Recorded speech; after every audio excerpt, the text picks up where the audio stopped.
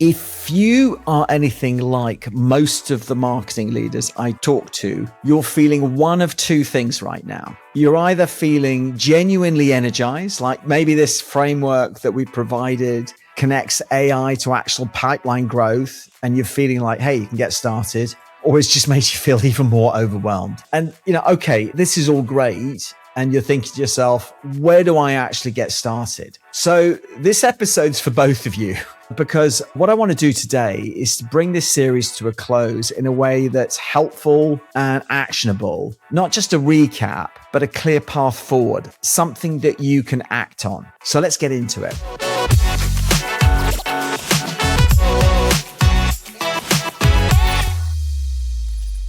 Hello, and welcome to the Healthtech Marketing Show.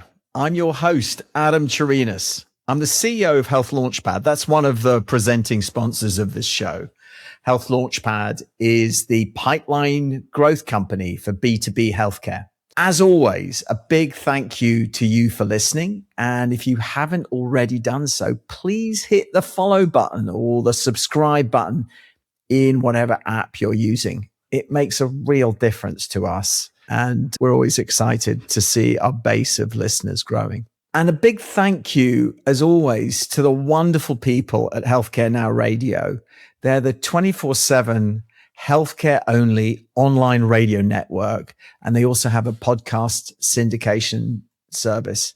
We're really grateful to Roberta and Carol for everything you do, and you've really helped extend the reach of this show, and we're very grateful to you for that. If you've been listening to this series on AI pipeline growth, guess what? You've made it to the end. Congratulations. If you missed prior episodes, there's a link below to all of the other ones. So far, 5 episodes. So this is number 6.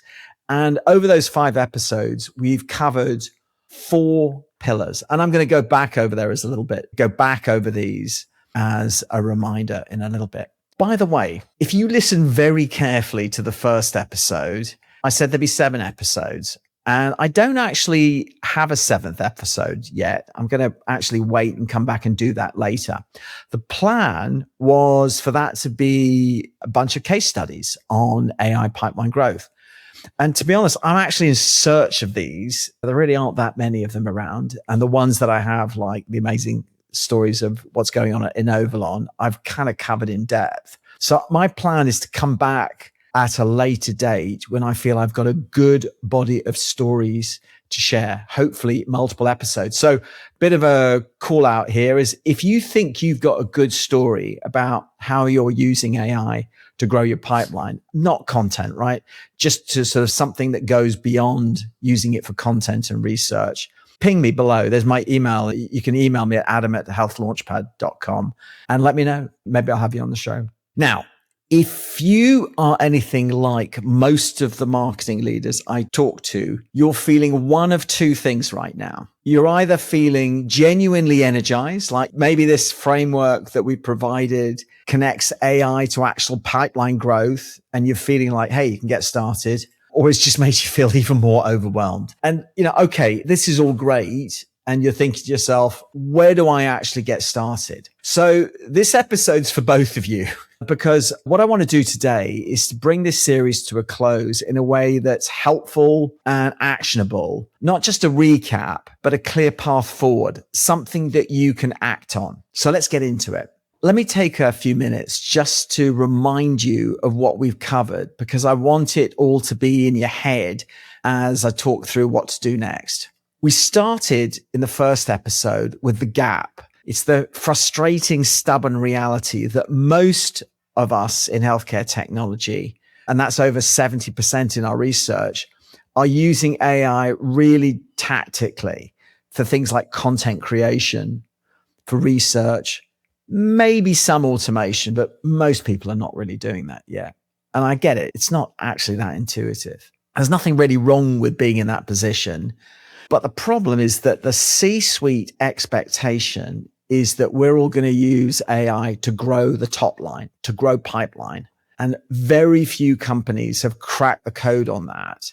And that's what this series has been about, really.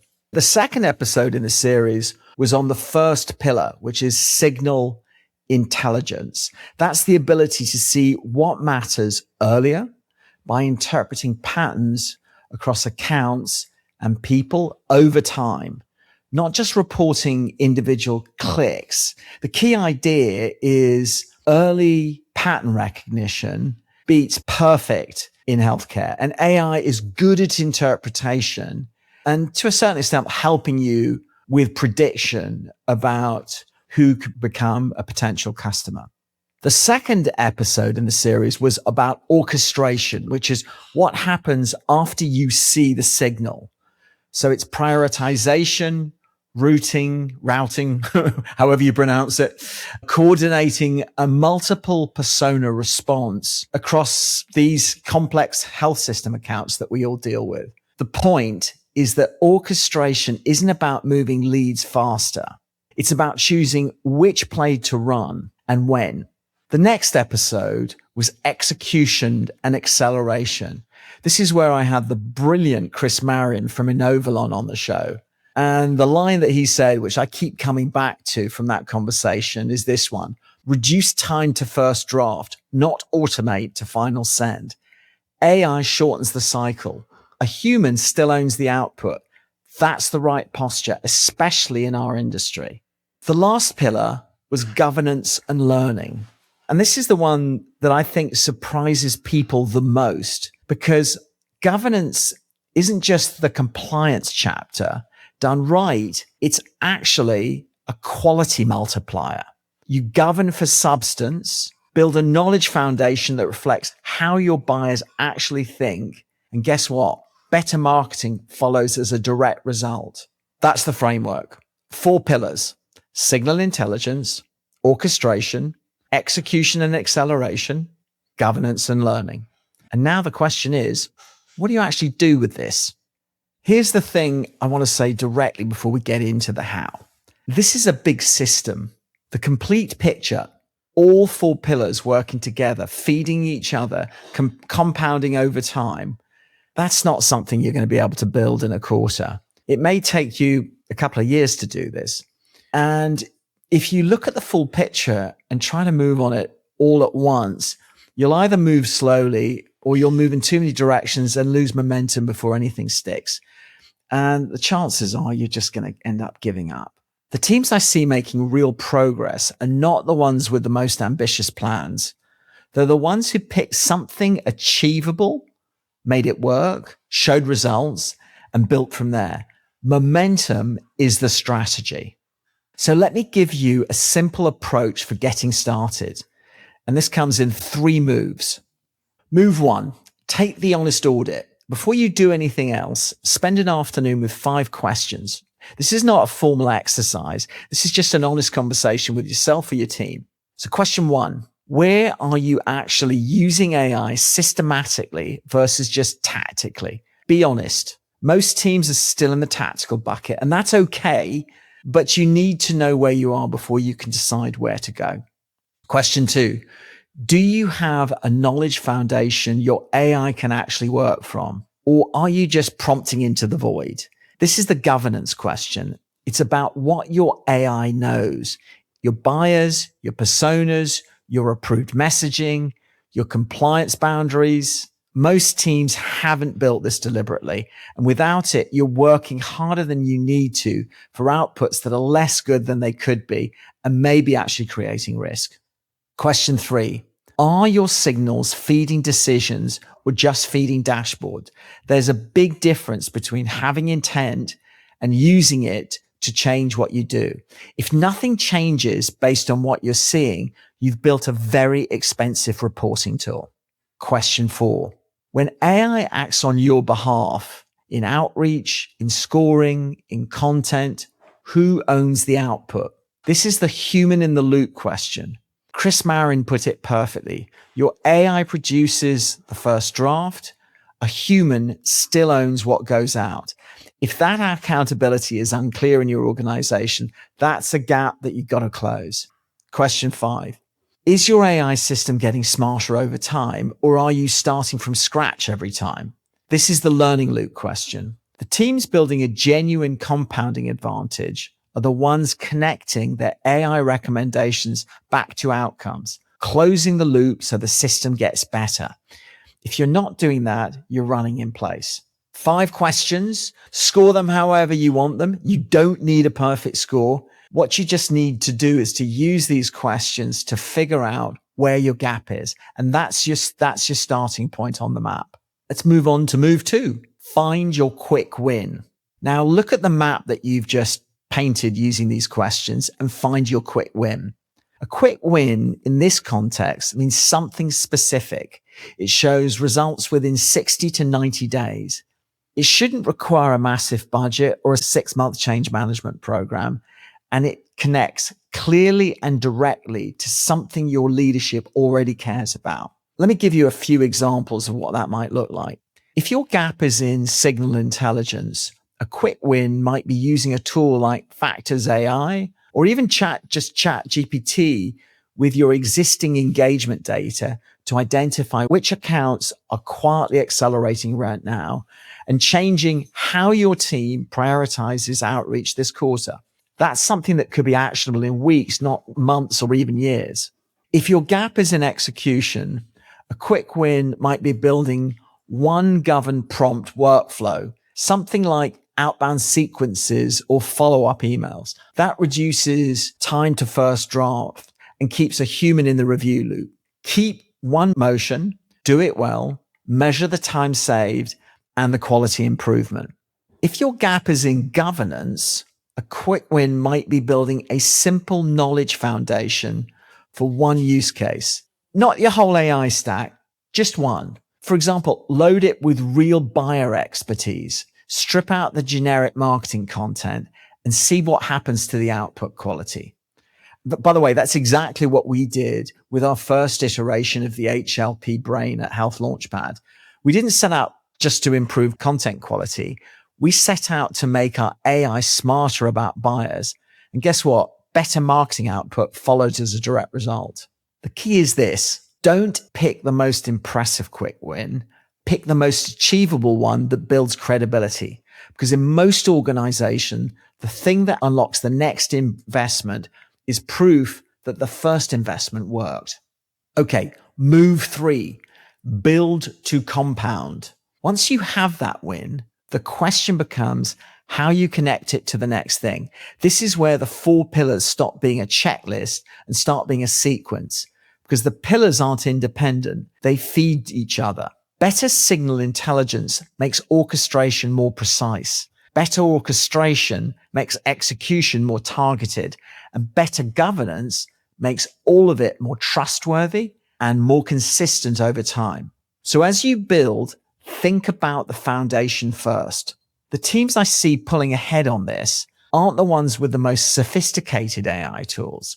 They're the ones who took the time to build something solid underneath, a knowledge layer that reflects genuine buyer expertise, clear rules about what AI can and can't do, and feedback loops that connect recommendations to outcomes. Govern for substance, build for learning, and the compounding advantage takes care of itself. Now, I want to give you something concrete to work with. One of the things I've been building alongside this series is a document. It's called AI Use Cases for Pipeline Growth and Healthcare Technology. And it contains 30 detailed use cases organized across all 4 of these pillars. I want to give you a quick taste of what's in there because I think it'll help you see how to connect the framework to something you can actually execute. Kind of look at these as like little mini blueprints, if you like. Pipeline pattern detection is one of the use cases. This is AI surfacing early signals of deal risk or acceleration before any of it shows up in your CRM stages or in your forecasts. Deals typically don't fail because nobody saw the warning signs. They fail because the warning signs weren't surfaced early enough to act on. Another of the use cases is AI SDRs. And this is quite a controversial one, particularly in our industry.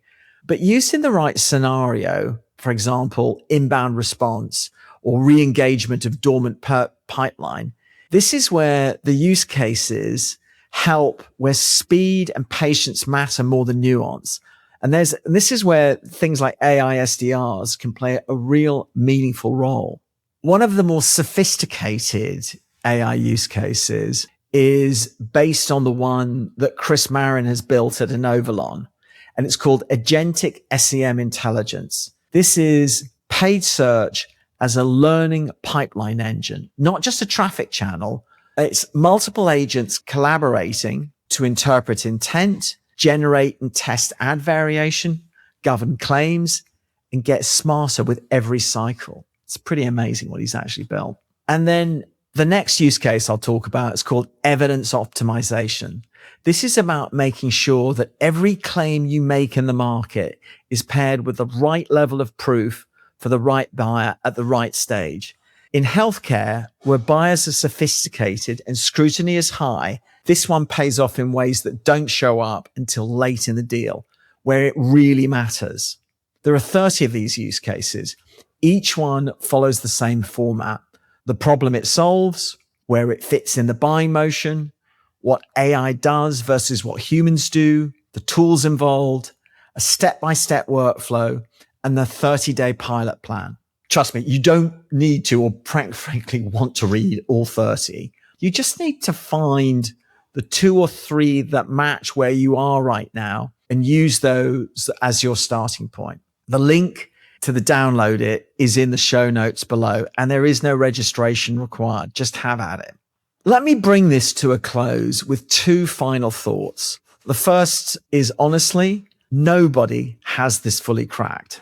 We certainly don't do it at Health Launchpad. I feel pretty good about the progress that we've been making over the last 2 years, but I think that we're all pretty early on the journey. And with exception of a few examples like Inovalon, very few companies and very few marketing teams I've spoken with across this series have made real progress on this. And even the ones that have, like Inovalon, are still early on their journey. What separates the teams that are pulling ahead isn't that they have all the answers. It's that they're doing the work, asking the right questions, making smart bets, building the foundation instead of just bolting on tools. And the second is the thing I really want you to take away from this series. The teams that will pull ahead over the next 2 or 3 years won't be the ones with the best AI. They'll be the ones with the best foundations, systems that get smarter over time, messaging that stays consistent, work that buyers actually trust. In a market where AI generated noise is everywhere and buyers are getting better at recognizing it, consistency and credibility are becoming a genuine competitive advantage. And that's what this series has been about. And that's what I hope you'll go build. So a few things before you go. If you haven't already, please hit follow in your podcast app so you don't miss the upcoming episodes. And if this series has been useful, I'd really appreciate it if you shared it with a colleague. It genuinely makes a difference when you do that. The 30 use case document is linked in the show notes. Go download it, find your 2 or 3 and start there and let me know what you think. And by the way, if you want to talk through where you are on this journey, there's also a link below to book a call with me. We're still figuring out a lot of this out ourselves. So this isn't a sales call, but we've learned quite a few things and I'm always happy to compare notes.